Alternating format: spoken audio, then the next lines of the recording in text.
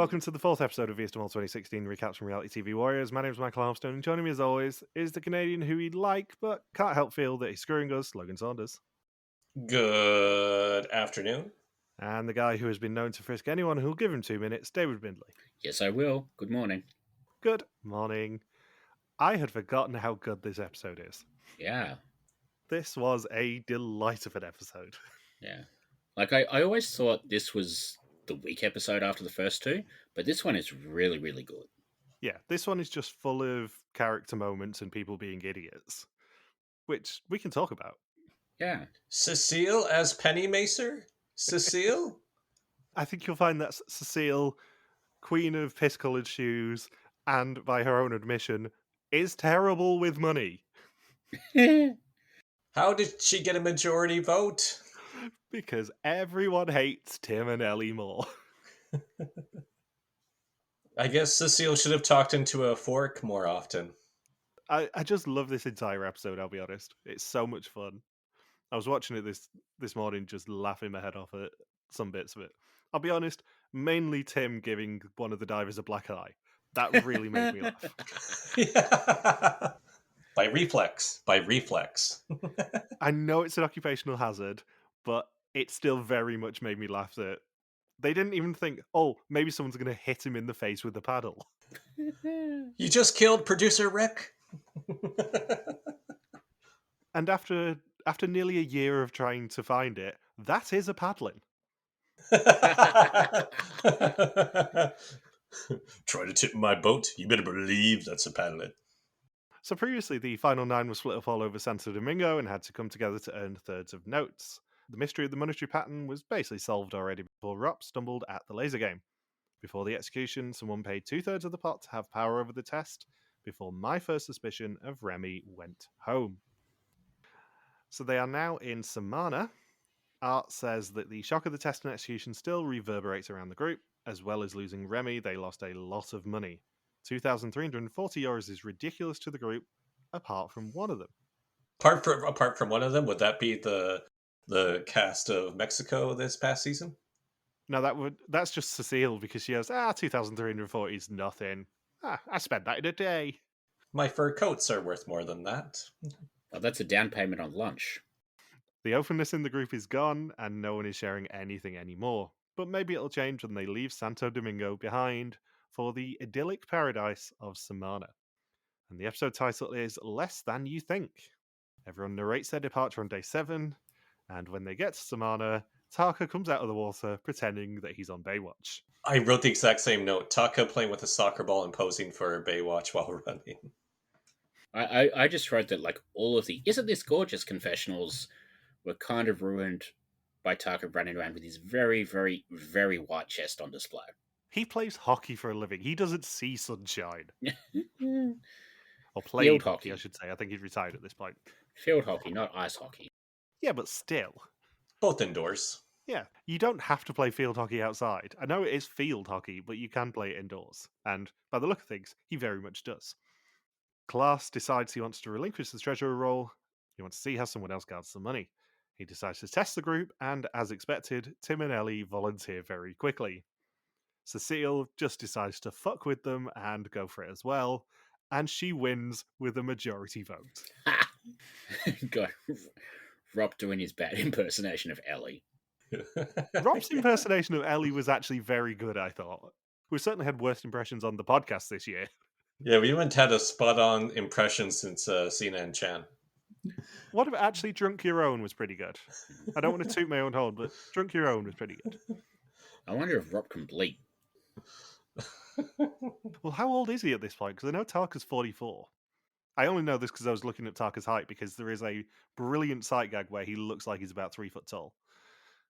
Rob was 41 at the time, so 49? He's definitely on the cusp of being able to bleat then. He's at least blee. I meant to send you guys a picture, actually, because I was doing one of the puzzles that I do over the weekend, and one of the answers was genuinely bleat. And I saw it and thought of you guys. What the bleat? It's one of those many, many occasions where the podcast has corrupted me now. Whenever I see the word bleat, I just go, oh, I wonder if they can bleat. So Cecile wins, despite not being able to handle money or count, and the only thing she says she's good at is colour coordination and being able to spend money. And they head to Las Galerias Beach for the first challenge. Art tells them that danger lurks below the water, but they must head out there to find money. There are 23 containers attached to buoys, some with money, some empty, and some with minus money. And they will get a list, and the codes with money are the ones without a red number. And they will head out into the water in 2 kayaks, where they must collect and bring the containers to the finish. However, if they fall in the water, they and any containers they're carrying will be out of the challenge. And Ellie, having not seen this show, fears that it's going to be sharks in the water and not divers just there to push them over. Maybe she watched the first Austin Powers right before this. It's going to be sharks with freaking laser beams, Ellie. And then if Taka walks far enough, you just see like a bush covering him. Yeah, because the thing is, when Art's doing his speech giving them all the instructions to this challenge, Tarka's in the front row. And Tarka looks tiny. He looks like Bindles and Horace Cohen, family name Horace Cohen, from New York City, Netherlands, USA. Height. Like, Tarka is 5'10", apparently. Tarka does not look 5'10" in that shot. Jesus. He must be standing in a hole or very far away from the camera. I don't know why, but Tarka does give me very short guy energy anyway. But yeah, apparently he's 5'10", which is like, what, 2 of you Bindles, is it? Something like that. The first pair are Rop and Cecile, and she says the downside of being on Viestamol is that they make her wear shoes that she would never wear even with a gun to her head. In this case, water shoes that stretch in a terrible piss colour. And they have 10 minutes individually to grab their containers. I think Cecile hated the shoes more than she hated the idea of rock climbing. Can I just say, like, the memorizing part of this is really bad TV. Yes, it is. We've discussed this frequently. I mean, we're going to get to this with the rock climbing challenge. Watching people rock climb and do brain teasers, not interesting television. Take note, producers of the 1% Club. They did a very similar challenge in Sri Lanka the year before, and it was similarly terrible there. So I don't know why they were so eager to repeat it so quickly. If I remember rightly, the Sri Lanka one actually had a clue in it, at least. Yeah. It's the one clue that I have ever spotted, and bearing in mind we're recording this before we've seen the results of Belgian Mole yet, so I might have been right this year and spotted a clue. But it's the one clue in Vidum, at least, that I've ever spotted as it's aired, and I was very pleased with myself when I did work it out, was that Sri Lanka one. But yeah, this just doesn't make interesting television. Obviously, the interesting bit is the divers pushing people over, which is inherently hilarious, but seeing them just scream random number sets through a megaphone, not interesting television. It kind of feels like the megaphone was only added so that the people on the beach would have something to do instead of just being yet another challenge where they go out one at a time, come back one at a time. And the problem as well is there was no megadiscipline here. Yeah. Like, everyone was just shouting over each other on the shore. Nobody knew who to listen to. In one case, when Tim goes out, he actually tells them to basically shut the fuck up and stop screaming numbers at him. 72, 7, banana, orange. So those on the shore realise they don't need to do anything other than the first 4 numbers for each of the right codes, and Klaas gets on the megaphone first to relay the first set. Cecile tells us that as treasurer, she should be focused on money, but she just wanted to be out in the water as she loves to sail.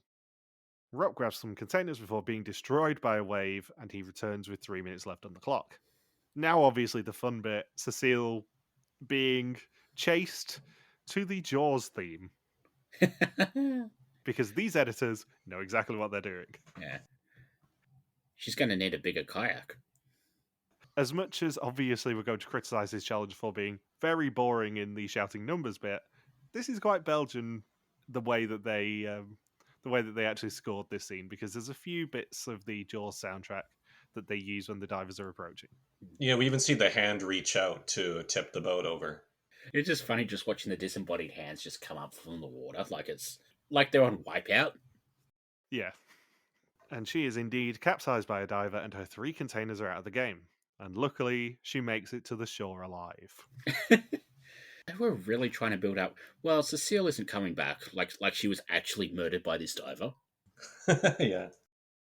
And I think, obviously, Saunders hasn't seen this season and doesn't know who the mole is or where anyone goes.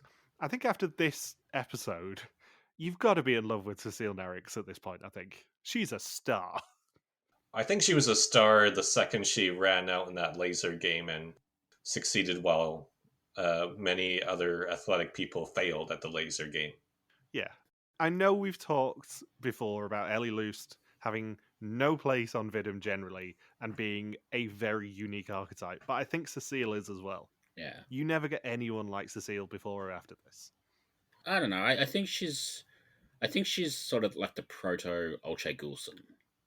Yeah, I can see that. She's incredibly dry in confessionals Yeah. and charming. I do love Cecile. I mean, spoilers, she is by far the best character of the season, although someone else is definitely rising up the rankings. I was saying to Bindles before we started recording that there was someone who I remembered liking at the time, but I really like them in this season on a rewatch. So Tim and Ellie are the next pair. She's never kayaked before in her life, and Tim struggles with class's incessant yelling and threatens to cut his throat, basically in his motion. It would just be funny if there's like a pool of blood while he's using the paddle. Damn it, get away, get away, get away, get away. If Tim's paddle would have reached far enough, he would have clocked class, I think, at this point. Just shut the fuck up and leave us alone. I think my favourite sight gag in this entire challenge is Tim getting immediately confused by balls. Yeah. I mean, Tim is great in this challenge as well. I know I love Cecile, but Tim, as I've already alluded to, realizing he's about to get capsized by a diver, so he just uses the paddle and whacks him in the face. Like, no one else can do that. No one else does do that. Everyone else was probably told, yeah, there are going to be people in the water. Please don't hurt them. Tim hears that and goes, you know what? I can claim it's an accident, and just whacks him in the face with the paddle. I suspect they may have been given a warning after Tim did his attempt.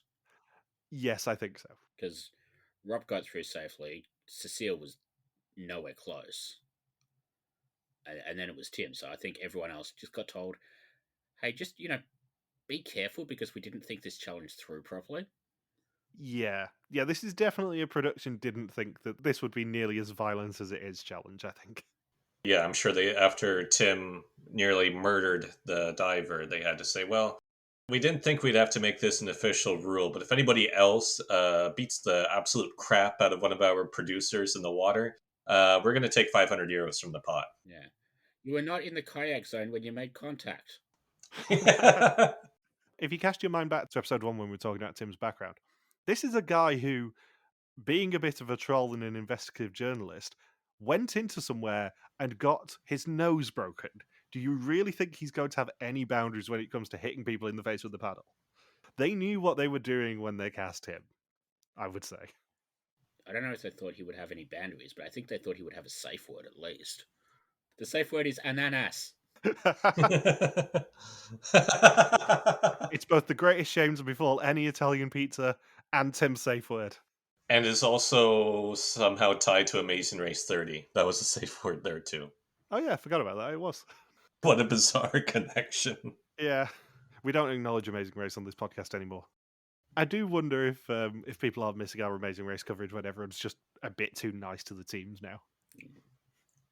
I think James came after Vinny a bit. We should do like one of the really nasty seasons, like Amazing Race 6 as a historians one year.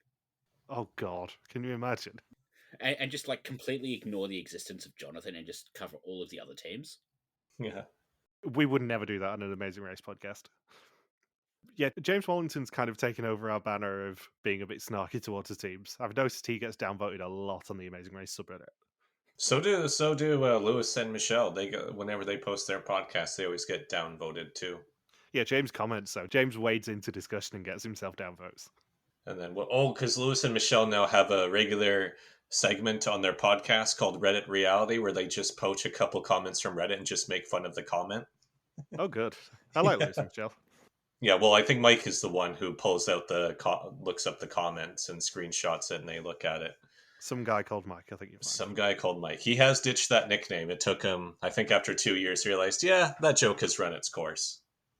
So Ellie finds a safe zone, which is obviously ringed in Ananas, where the divers can't get her, and uses it to locate the divers.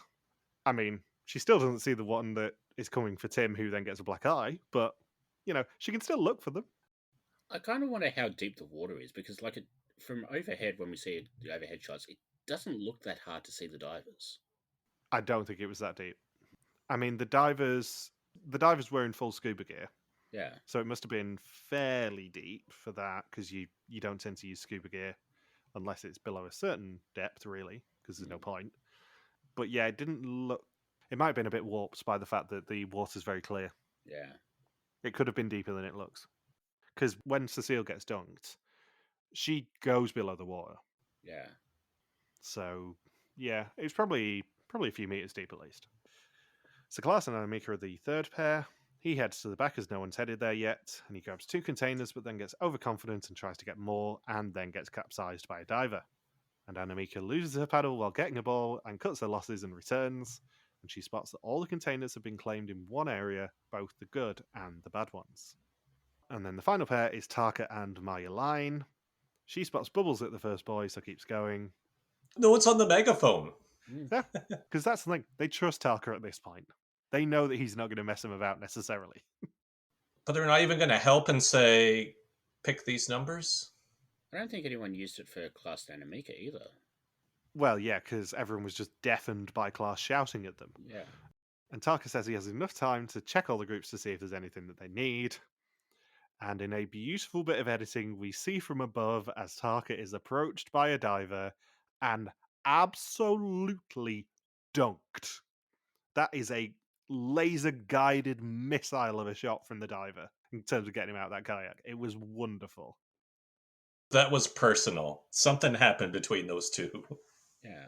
There was a string under the kayak, and the diver managed to not only sneak up on him, but properly yank it and dunk him. It was great. And then tried to drown him afterwards, but it didn't make the edit.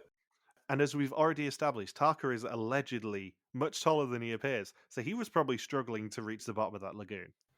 Bless him. He needed a buoyancy aid. Yeah, he's wearing water wings. Yeah. And Tim's response is, of course, the beautifully understanding, Rob, tell Tarka he's an arsehole.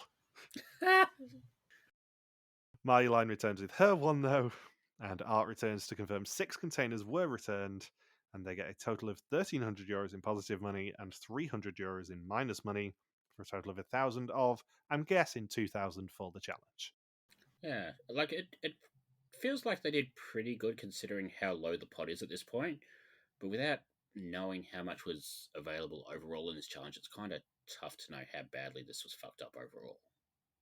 I think Marjolein said there were 4 tubes that they didn't get that were positive money, which is why I've guesstimated, looking at the quantities that we did see, that it's probably about 2,000. Yeah, that's fair. It may have been 2.5, but I'm going to use 2,000 as my calculations. And Marjolein says that the mole brought in minus money under their noses. Now, it's at this point that I warn you of the suspect list question, Mr. Saunders, which is, how many tubes did the mole bring in? Was it 0, 1, or 2?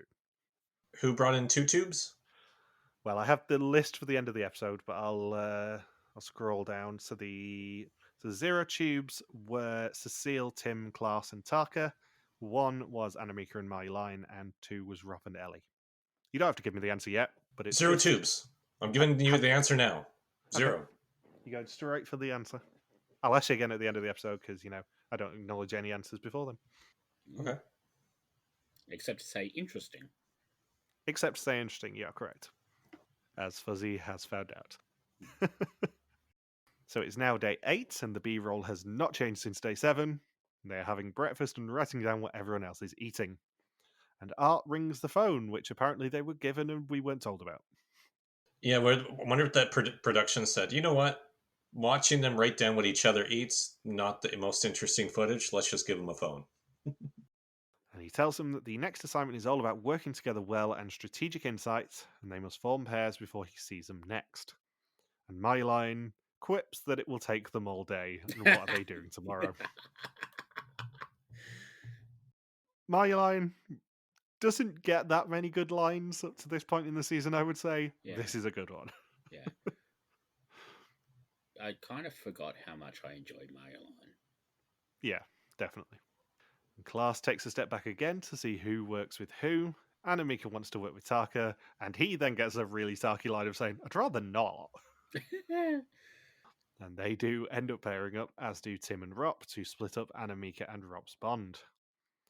And they head to Las Galeras, and it's time for a kind of Path of Temptation, head-to-head duel thing. Duel of Temptation? I know Bindles complains about them reusing the Path of Temptation all the time, but I quite like this one. This one's a fun twist on it, at least. Yeah. I don't mind them reusing the Path of Temptation or any of the other regular challenges as long as they do something interesting with it.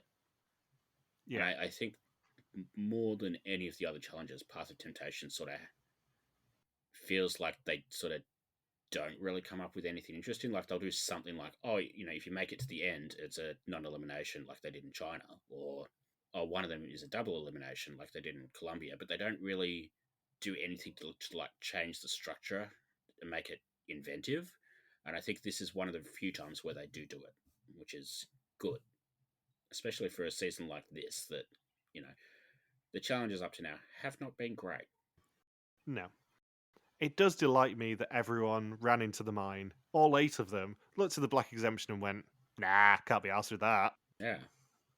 Worthless. Hey, production, you know how you want the black exemption introduced? Not going to happen. Yeah. Did we even see anyone look at the black exemption? I suspect it was in one of the lot boxes. No, that makes sense. I think it was 2 green exemptions and 1 black one. Yeah. It was all a blur. Yeah. But we didn't actually see the contents of the lot boxes. I'm just presuming that was where the exemptions were. So I'll ask them what they want before telling them it's all waiting in the mine behind them for them to grab. The only thing they have to do is grab it. And he even gives them a list of what is waiting for them there. They got 5 minutes in their pairs to study the list and decide on the order, and individually they will be battling someone from another pair. Here's the bit where I am going to grumble, because did you guys see the actual prize list? I didn't look at the full list, no. Yeah, I did, but I didn't write it down this time. I mean, it was fairly blurry on the subversion. I obviously have the unsubversions as well, so I double checked that I was right on this before I complained about it. But you have the usual prizes. There was, I think it was an exemption for episode 4 and an exemption for episode 5. There was a black exemption. There was the take it and grope everyone card that Ellie ends up getting. Jeez. There was 2 single yokers and the 3 yokers and minus €500 additionally. And then there was loads of monetary amounts. And you have like 2,000, 1,500, all that sort of stuff. One of them was €10. A monetary amount not available in this season. I think it was supposed to be 100 and it was a typo. It definitely said €10 on the list. Huh. On everyone's list. Can you see somebody just contemplating it? €10. Yeah, should we go for that? It probably does explain why Taika was a bit like, oh, we're not taking money. Who do you think we are, Cecile? Yeah, this is what I mean. Like, the maximum for this challenge, as we saw it, is €4,010. What a bizarre number.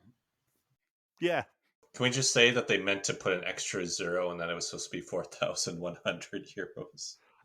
And also, like, why would you grab the €10? Yeah. There is no incentive for grabbing a low monetary amount. Unless it's not locked up.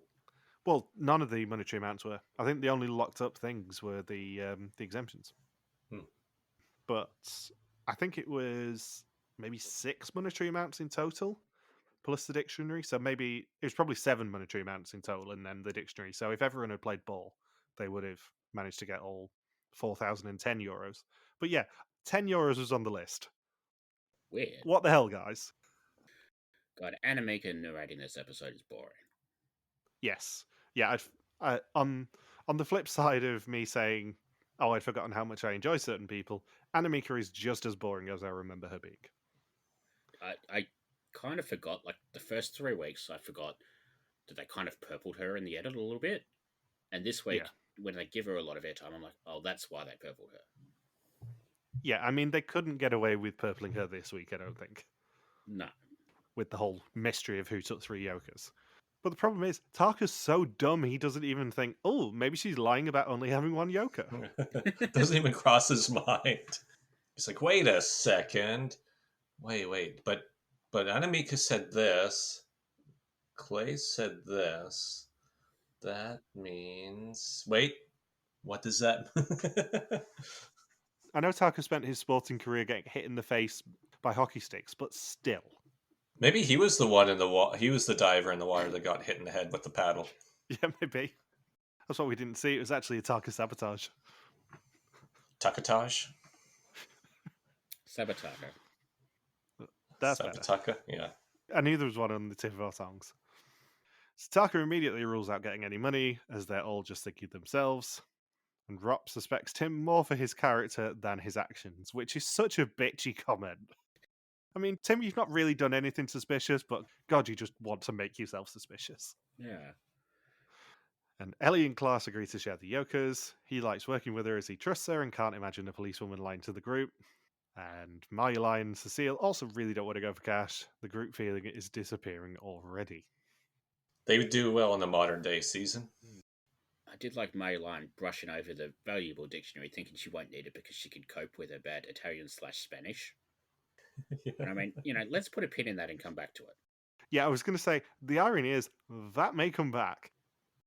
What do you think your best tactic would be here, as both a player and a mole? As a player, go for exemption. Well, exemptions are the most difficult things to get. I'd still go for it. I think because of the way this is set up, it's more important to get back with something than to go and look for the exact thing you want.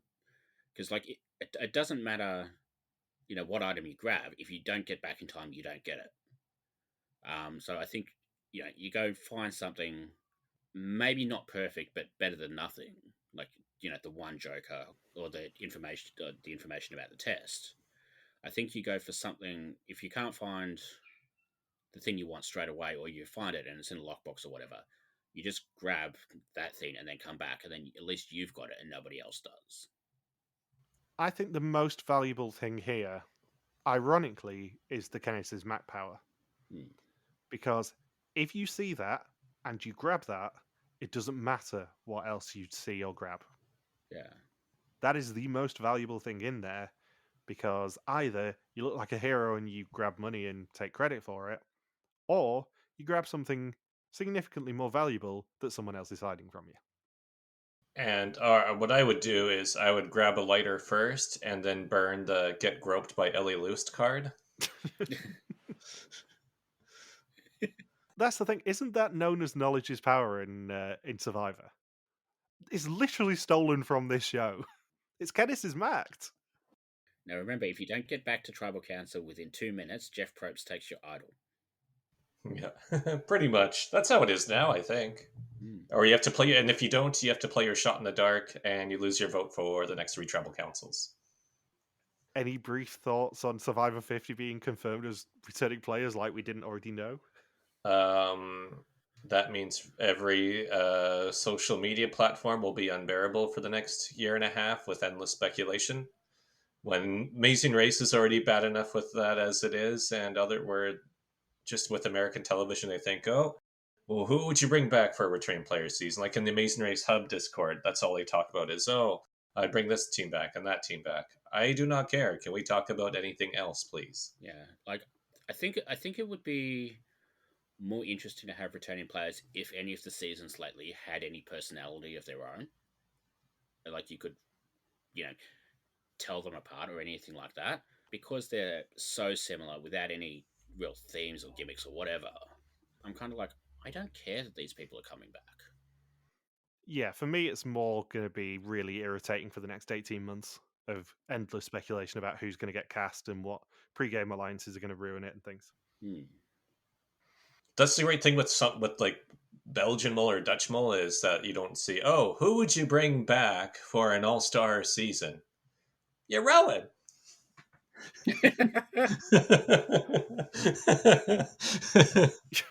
Yeah, that's the thing. For all my jokes about these things, nobody was crying out for your Rowan to A, come back, or B, be the one representative from Oregon.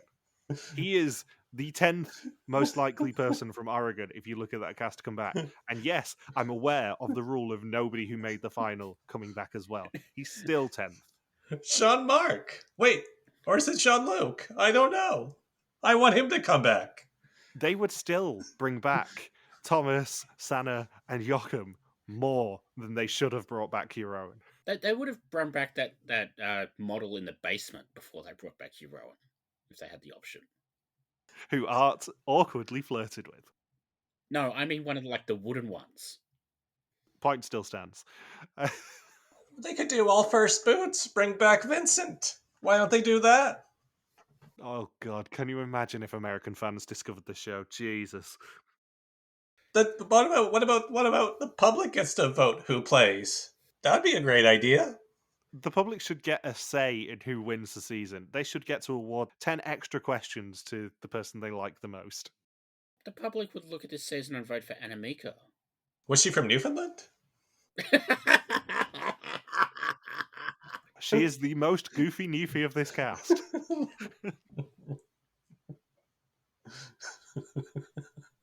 The worrying thing is, Annemieke ends up hosting the official podcast with Rick, I think. I don't think she ever did Mole Talk, but she ends up hosting the official podcast with Rick. Can you imagine two people on this show you would less like to see hosting a podcast? Well, I mean, Rob has the unfair advantage of having a podcast already, doesn't he? Yeah. Who would you want to hear do a podcast from this season? Cecile. Who isn't Cecile, obviously. Tim? Yeah. I think Tim and Tarka's bromance would work well in a podcast dynamic, actually. Yeah. I'd like to see Cecile and Ellie do a podcast just for Cecile to get really pissed off at Ellie constantly. Because their one-sided feud is beautiful. I wouldn't mind seeing a Tim and Marjolaine podcast where Tim is sort of really hyper obsessive over the things, and then Marjolaine just sort of doesn't pay attention at all. It'll be just like this podcast. Sorry, what? You are welcome. Usually it's Saunders that doesn't pay attention. So Annemieke and Klaas are the first to go up against each other. They've got 2 minutes to pick something, and they have to return to the start line within that time or hand in what they found. And they have to count it out themselves, so Annemieke, doing her radio DJ thing, just sings Blur's Song 2 in her head, which she knows is 2 minutes and 14 seconds long.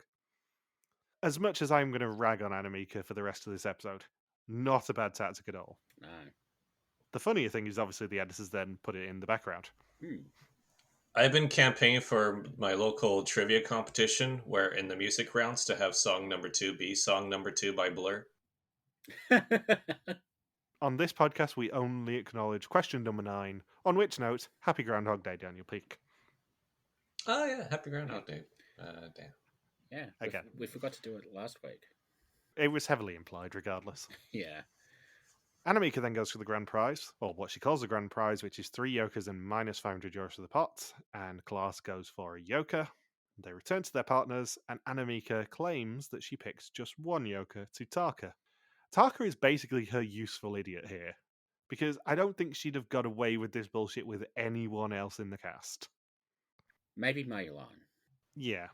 I mean, Tarka is so wonderfully understanding and trusting, I think, that I don't think anyone else would have actually trusted Annemieke when she went, I have 1 joker. And Klaas also got 1 joker, so there's no single jokers left.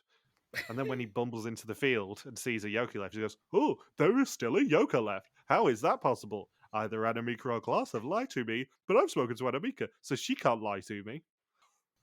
It is a really good impersonation. I think we may have found Tarka's voice on this podcast.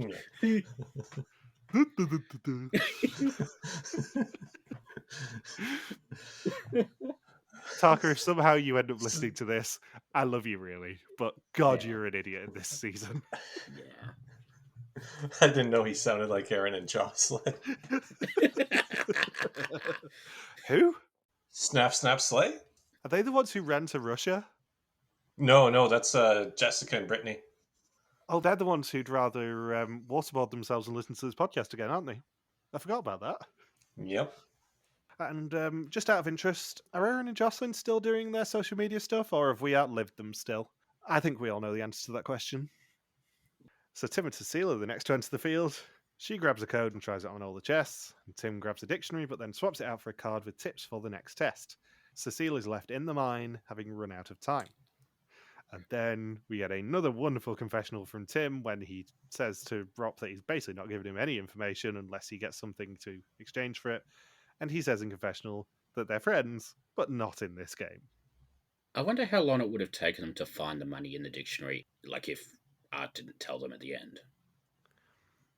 Here's the thing. If they put something in there, it's probably going to be useful for something, even if it's not this challenge. Yeah. It's Chekhov's gun. If that dictionary is in one of those baskets, you probably want it to enter the game in some capacity. It will help you in the long run. Ellie and Taka are then the third to enter. Ellie goes for an exemption code, while Taka finds a Yoko, which means either Annemieke or Klaas lied to him. Shot, gasp, horror! He grabs the Yoko while she gets the envelope dubbed Take It, and she can use it to steal anything that someone else grabbed. Is there anyone else in this cast who would have been better than Ellie Loost to grab the Kenneth's Mact power? It works perfectly for Ellie and for her personality. Like, I don't even think Cecile would have got away with groping everyone. No. She'd be like, I can't frisk this person. Your clothes don't coordinate well enough. You're wearing puke-coloured water shoes. I'm not going anywhere near you. Yeah, you can have, even if you have a black exemption hidden in there, I'm not going to go for it. Whereas Ellie's just like, is that a black exemption in your pocket, or are you just pleased to see me? It really feels like Ellie being allowed to frisk people kind of defeats the purpose of the concept. Like, it's not so much, guess who has a thing if you can feel them. Yeah, that's what I took note of that too, where it was supposed to be all about, you have 2 minutes to question people, not 2 minutes to grope people. Yeah. This isn't Island of the Idols. Yeah, but it's really, really funny. Yeah, it does, but also, would you ever actually be able to say no to Ellie Loost? The producers probably said, Ellie, you can only interrogate them, and she goes, well, I'm going to frisk them. And they go, okay, we're not going to stop you. And then Tim pulls out a paddle and just starts hitting Ellie Loost in the face when she tries to frisk him.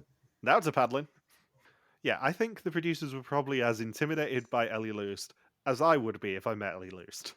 And that's why she got back from Renaissance, because she heard they were doing it and just demanded to be back on. Yeah. And fun fact, she also only lasted 4 episodes in that season. Mm. She's lasted an entire Renaissance season over her 2 seasons. Yeah, she's not very good at Venom. No, but she's a very entertaining character. Mainly in this season, let's be honest. But she's the forgotten Baldwin. Yeah, she does last longer than Baldwin and Burnson. What happens to her envelope then? Is that just dead and out of play then? What, the information for the full test? Oh no, that'd still be for the same one. Never mind. We're on episode 4. Disregard what I said. Yeah. It never comes into play. We never hear anything about it. We don't know what her information was. I presume it would have been like copies of the test questions or something. I presume so, but it doesn't become a plot point. No. And you'd have thought if the person who ends up going home on this episode gets information on the test, you probably show at least a confessional of them going, oh, here's what the actual information for the test was. It's all the questions, just so they can answer this question. Yeah, you'd think they would want to show that information just to have that big moment of, she had information for the 4th test and she still got executed. What a blunder. It's like going home with an idol in your pocket. Yeah.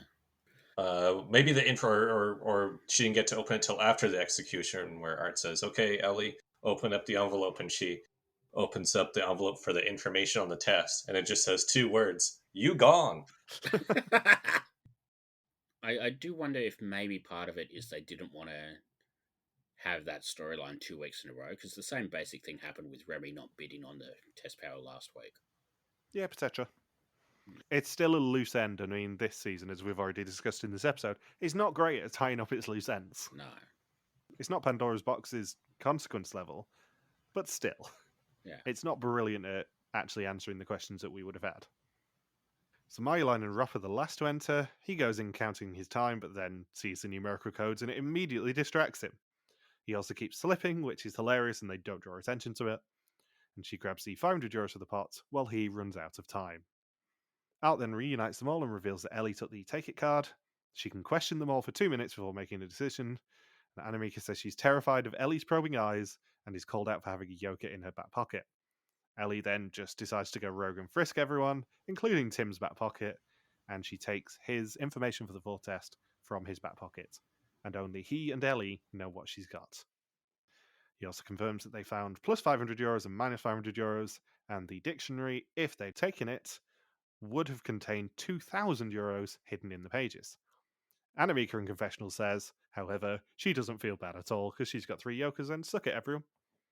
Which is fair. It is fair, but she's gone from being completely purple to over the top negative in this episode. OTTN5. I also must point out this is the first time I think we've seen the €1,000 note properly. Ellie's profile picture in this is her in full police dress. Well, that makes sense. It's not her normal profile picture, and it's not the one that we're using for suspicions. It's her in full police brass, and it makes me laugh every time we see it in this episode. I think it would have been even funnier if it was Ellie in police uniform on one of the miners' money notes. Yeah. Because I think there is a comment in the first challenge as well of my line going, oh, that's my face on a note. I was wondering where it had got to. Sorry, it's a negative one, guys. So at lunch, everyone's still wondering who took the minus €500. Cecile says as treasurer, she still needs the minus money, mainly because she wants to know who's hiding things from her. And Taka thinks that it's class. Do they normally keep the minus money? Like, I realize this season it's part of the clue. But I feel like normally when they end up with minus money, Art just takes the money away from them straight away. Yeah, I was going to get to that, but I think it is because of the back of the note clue. I think that's the way that they're hinting to them, like, oh, maybe there's something on the money. Not realizing that, everyone's worked it out already and they just want more notes. Yeah. Like, they didn't care what the notes were in this episode as long as they were notes. And Art says that with a quick move, Annemieke saved herself by hiding 2 of her yokers during Ellie's frisking. They could find more money if they leave the ground and conquer their fears. However, on the way to the third challenge, Cecile is loving life on a very bumpy boat ride. Her shoes are puke colored now. Yeah. Cecile is such a good character. I love that they just go to either her or Tim every single moment to get a reaction. It's never anyone else they get reactions off, it's only her and Tim. And they're taken to Fronton Beach. Sadly, not Haiti. Sadly, yeah. Maybe they should have. Maybe it should have been a surprise mid-season country switch. Yeah. Surprise! You're not going to Los Haitis. You're going to Haiti. and Cecile would have hated that even more. Well, hopefully Tim can use that paddle on all of the gang members that are running the city. And that's as far as I'm willing to go down that path. Yeah, I was going to say that's quite a risque joke for you, really. You're usually on your best behavior. Can you imagine just Tim with the paddle? Boom, boom, boom. Haiti, problem solved. Everything is back to normal. All because of Tim's paddle. He gave all those gangsters a paddling. Art tells them there's a chest suspended on the cliff above them with 2 locks, and all they have to do is bring it down and open it with the 3rd key on the ground. If they solve riddles, they'll be given the right keys to bring it down and take the money. They have 8 chances for 2 keys, and that is on the proviso that they all are willing to climb. Cecile, however, is not. I don't know why, but it's just really funny watching Dutch people swear in English. Yeah. No bloody way, indeed. Yeah, I wrote that too. I was thinking, where did that come from, Cecile? Cecile's such an icon. I love her. Not for a million, gajillion, bazillion euros will I climb that cliff. I will also say, they were bigging this up as being a really difficult climb, and you got to really face your fears to climb it. Tim was climbing in Converse. If it was a difficult climb, they would have been given puke-coloured footwear. This was not a difficult climb. They were probably told no open-toed shoes, but if Tim can climb a rock face in Converse, it is not a difficult climb. No. So Tim is the first to climb and receives a set of keys. And unsurprisingly, it doesn't work. And then class goes second. They get the classic how many nines on a street of doors from 0 to 99. 99. And they get that one wrong too. Do you know the answer to that one? Well, 99 is always the tricky part that people forget about. Yeah. It's 20. It is 20, yeah. Yeah. I like it more lines like, it's 20. It's 20. Does anyone hear me? Do I need the megaphone? Because everyone is ignoring me right now when I keep saying the correct answer. Like, no one acknowledges her. No one even responds to her. Class just goes up, grabs the key, and he's gone. Yeah. He's gone. It's like 10 numbers that start with 9, 10 numbers that end with 9. That's all you have to do. And they spend so long arguing about this. I will also say my hatred of anything to do with logic puzzles is very well known on this podcast. The 1% Club is the worst show that has been on ITV in years and should be cancelled purely because of their behaviour towards the participants. It also does not make interesting television. No. This is a stinker of a challenge. It's fun to watch them pointlessly argue over easy questions, though. Oh, it's fun to watch them argue, but there's very little entertainment value in watching people do rock climbing and watching people do riddles. Yeah, and like they're not even interesting riddles. Like it would be one thing if they were interesting riddles, but it's like, what's the odds of getting 2 heads if you toss 2 coins? Or how many tiles are there in a domino game? And I'm like, that's not puzzle. It's just count. It's also not how many tiles are there in a domino game. It's how many tiles are there in a domino game. Here's a formula to work it out. I have 2 coins. One is not a nickel. What are they? It's just, yeah. I didn't enjoy this last challenge, as you might have guessed. At least the view is a C+. Yeah. Is that the rating you gave for this challenge in your challenge guide? C+? That's what Tim says when he finishes the climb. He shouts down, "The key didn't work, but at least the view's a C+." That's what I had written down. I was thinking that'd be funny to put that as the same grade in the challenge guide. Without having looked, I suspect that this got less than a C+ on the challenge guide. Yeah, I don't remember enjoying this challenge. So Marjolaine's third to climb. She tries the key in the main lock, not realizing there are 2 attaching it to the rock face, and she only realizes when everyone tells her after she gets to the bottom. What an idiot. You need that in the Hermione Granger voice. What an idiot. That's more of something Taka would do. Yeah. Meanwhile, Taka's at the bottom going, "Oh, what is a lock?"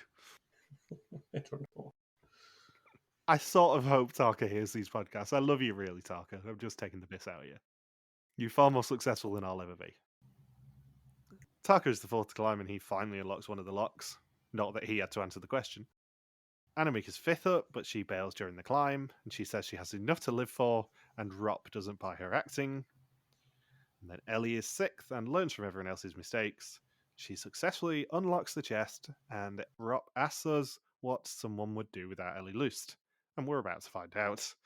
And she opens the chest to find €1,500, meaning they earn €1,500 for the challenge, 2,500 of 9,010 for the episode, and 4,310 of 20,910 for the season so far. And survey says C. Oh, that's interesting. Yeah. And Ellie says €1,500 is a bit low for the amount of effort that they put in. She would be disappointed by current seasons. Yes, she would. It does seem pretty low, though. It does, yeah. Because it was an all or nothing challenge, right? Yep. And it wasn't a particularly hard all or nothing challenge, really. No. €1,500 does seem less than you think. Yeah, when it's like riddles that people have heard 10 or 20 times by that point, probably throughout their lives. Yeah. I mean, we were just short of getting I have 2 coins adding up to 30 cents, and one of them is not a nickel. What are they? Type of riddle. So it's now time for the test. 20 questions about the identity and actions of the mole. Whoever knows least goes home, except for the mole who can never go home. Annemieke has 3 jokers, and Klaas has 1. Tarka says he suspects the 3 men. Tim tries but doesn't win anything. Klaas he doesn't have much to say about, and Rop could be the mole. Rop says he likes Annemieke and they'll have a beer after this, but she's screwing him. If you ask Saunders, maybe that's true. Annemieke is dropping Tarka, but switching to his buddy Tim, and she plays all 3 of her jokers. Tim says Klaas is less suspicious, but still suspicious. It is a gut feeling. Cecile isn't doing well, but nobody really cares.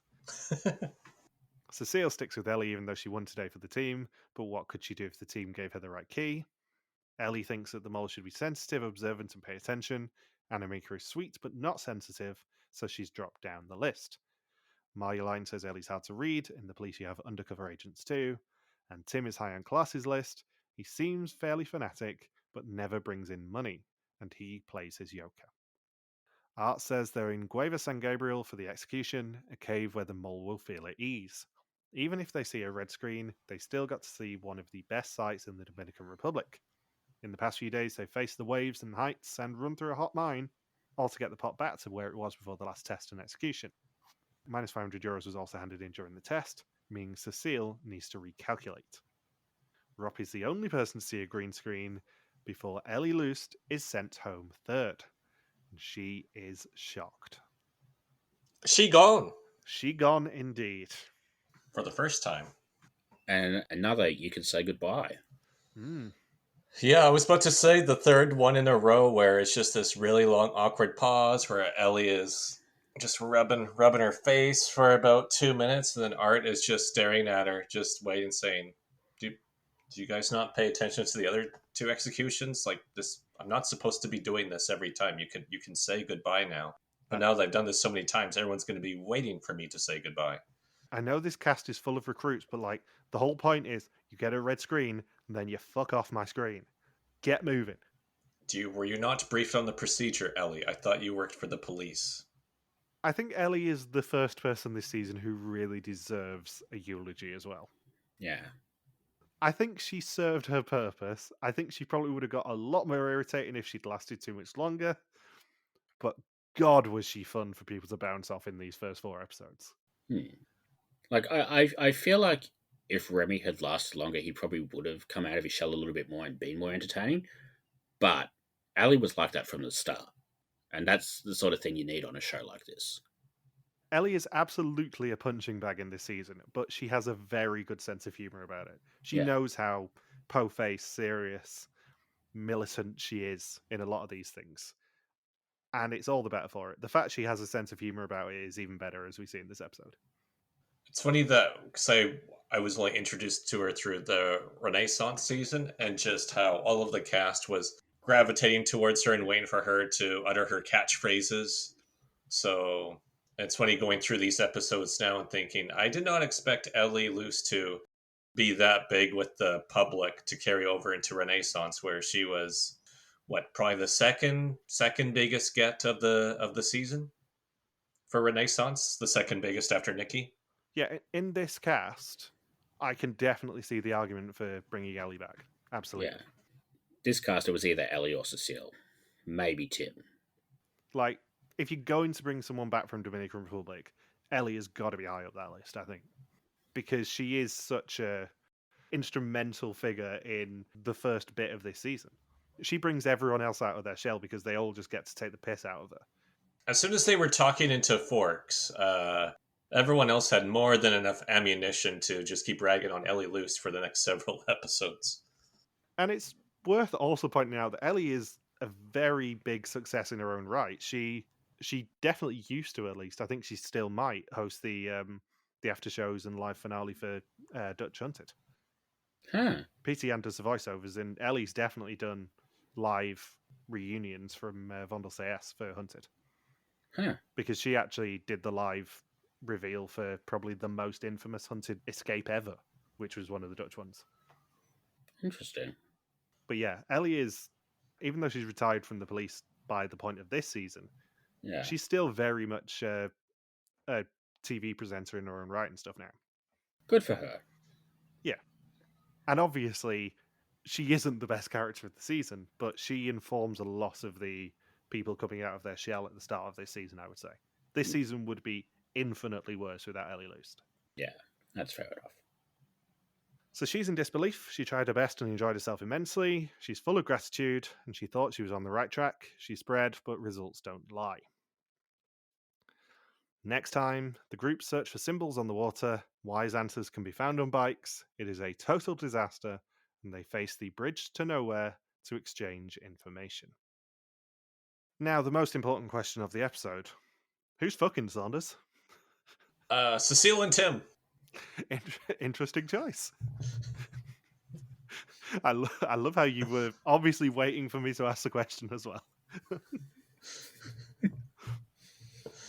I was going to say Cecile and Rob, but then I remembered my mistake from before. So it's like, no, that's just impossible. So Cecile and Tim. I just love this. I love this joke. It's my favorite thing about historians this year. Yeah. Like, I don't think we can bring it outside of this historian, sadly, but No. I would love it if we have another secret relationship that ends up being revealed. We should just ask it like every season and just have the answer be nobody all the time. But like we can just like who fucking Saunders? Mikhail and Senna? So, final two questions, Saunders. Who do you suspect, and how many canisters did the mole bring back in the kayak challenge?